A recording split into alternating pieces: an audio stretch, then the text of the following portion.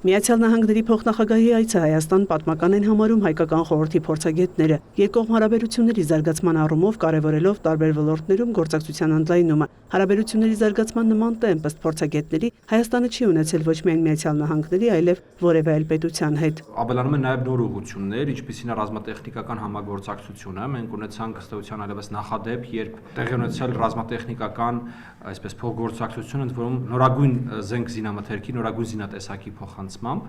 Իհարկե առանձին ուշադրության է հարկավոր նաև խոշորագույն երկու պրոյեկտների վերաբերյալ տեղի ունեցած հայտարարությունները, մեկը դա միջուկային էներգետիկայի ոլորտում համագործակցության զարգացումն է եւ մոդուլային ատոմակայանի շուրջ բանակցությունների առաջընթացն է։ Հաջորդը կիսահաղորդիչների արհեստական բանականության ոլորտում խոշոր ներդրումներն են։ Հայկական խորհրդի փորձագետ Ռոբերտ Ղևոնդյանի կարծիքով տարիներ, նույնիսկ ամիսներ առաջ դժվար էր պատկերացնել գործակցության նման ծավալի հնարավորությունը մի երկրի հետ, որն աշխարհում ունի ամենաառաջատար տեխնոլոգիաները։ Երբեմն Ադրբեջանից լսում ենք որոշակի դժգոհություններ առ այն, որ Հայաստանի Հանրապետությունը ստանում է ավելին, ստանում է անվտանգություն, ստանում է ավելի մեծ հնարավորություններ, քան Ադրբեջանը Միացյալ Նահանգների հետ համագործակցության գործընթացում, բայց Ադրբեջանը եւս որոշ բաներ ստանում է, ինչպես տեսանք հետագայում Վենսի Բաքու այցելության գործընթացից իրենց համար կարծես թե ամենակարևորը, ինչի մասին խոսում էին բավական երկար ժամանակ, Նախիջևանի հետ կապն է, իսկ TRIP-ը հնարավորություն տալիս է Ադրբեջանի Նախիջևանի հետ կապ ունենալ, ինչպես նաև պահպանում է Հայաստանի Հանրապետության առավելությունները եւ այն սկզբունքները, որոնց շուրջ Հայաստանի Հանրապետությունը կարմիր գիծեր ձևավորել իր համար։ Փորձագետները հիշեցնում են 2025-ի փետրվարին Վաշինգտոնում Փաշինյան-Վենս հանդիպումը, որից հետո նկատվեց ամերիկյան նոր վարչակազմը բավական ակտիվ է ներգրավված հայ-ադրբեջանական գործընթացին, ունի լուրջ մտադրություններ շարունակել նախկին վարչակազմի հետ ձևավորված հարաբերությունների տրամաբանությունը։ Իհարկե, նաև մոդուլային, օրինակ, ռեակտորների հետ բազմաթիվ հարցեր առաջացան, խոսքը ամենաառաջատար տեխնոլոգիաների մասին է եւ իրականում արդեն գործնական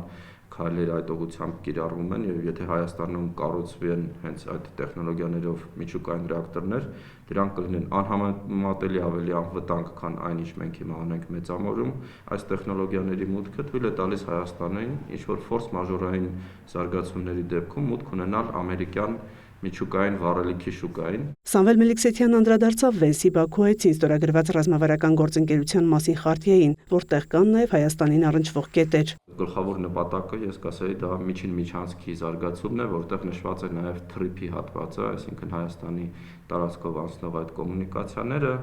եւ այդ հատվածը նշվում է նաև էներգետիկ համագործակցության, այսինքն գազատար նավթատարների կառուցման, էլեկտրաէներգիայի փոխանցման հարցում, ու այնտեղ կարևոր է, որ նշված է եւ Ադրբեջանի Նախիջևանի կապը եւ նշված են փոխադարձ առավելությունները հարևան երկրների համար։ Մենք հասկանում ենք, որ սա հենց այն Նախիջևանի նաև տարածքով Հայաստան-Հայաստան կապի մասին կետն է, որը նույնպես շատ կարևոր է, որ Հայաստանի համար եւ իրականում եթե Ադրբեջանը, սա պետք է հասկանալ, Իրանի տարածքով շատ փոքր ժամանակային տարբերության մուտք ունի դեպի Նախիջևան, Հայաստանի տարածքով մենք 2 անգամ ավելի ժամանակ ենք ծախսում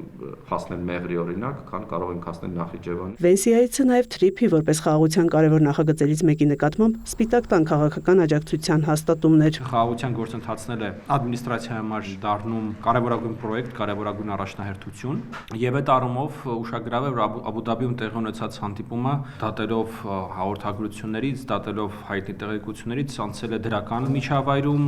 ըստ էության երկխոսությունը հիմա գնում է նաև ուրեմն համագործակցության հնարավորությունների վերաբերյալ Հայաստանի եւ Ադրբեջանի միջև։ Փաստացի Հայաստանի Հանրապետությունը փորձում է ամերիկյան տեխնոլոգիաների օգնությամբ նաև տարածաշրջանային համագործակցությունը զարգացնելով վերափոխել էներգետիկ ոլորտում իր հնարավորությունները։ Բնականաբար սա ենթադրում է զարգացում։ Կարծում եմ Աբու Դաբիում հանդիպումը բավական արդյունավետ է եղել այս առումով։ Արեգ Քոչինյանի բնորոշմամբ Միացյալ Նահանգների համար Հարավային Կովկասն ունի նաև տարանցիկ նշանակություն։ Այս պահին միակ ճանապարհը, որով հավաքական արևմուտքը, ավելի կոնկրետ Եվրոպական միությունը, Միացյալ Նահանգները կարող են մուտք ունենալ դեպի Կենտրոնական Ասիա, ռեսուրսներով հանդերձ ռազմավարական դիրքով նշանակությամբ Հարավային Կովկասն է։ Մնացած ճանապարհները արևմուտքի համար ըստ Քոչինյանի խնդրահարույց են։ Մայա Խաչատրյան, Դավիթ Մաչկալյան, լուրեր։